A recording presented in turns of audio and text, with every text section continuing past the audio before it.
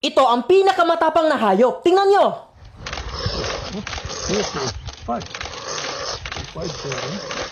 Kahit sobrang liit nila, hindi sila umaatras sa laban. Minsan pa nga, sila ang maghahanap ng gulo. Kumakain din sila ng mga venomous na ahas kagaya ng king cobra or black mamba. Hindi naman sila immune sa venom. High resistant lang. Pag nakagat, matutulog at gigising para mang-away ulit. Nagnanakaw din sila ng mga pagkain galing sa mas malaki pa sa kanila. Yan ang honey badger at napakatalino nila. Meron silang matatalas na kuko, malakas na bite force at napakakapal na balat. Kaya pala ang tapang. Sila ay mga omnivores. Kumakain sila ng scorpions, daga, ahas, insekto, honey at prutas. Nakikita sila sa Africa, Middle East at India. Sila din ay naglalabas ng napakabahong amoy galing sa kanilang number 2 na butas para magmark ng territory at kung sila ay in danger. Ako si Kuya Babol. Sa pangarap ko, maging katulad ni Kuya Kim. And if you want to know more facts about science, animals, and everything dito sa mundo, just follow me. And that is what I discovered.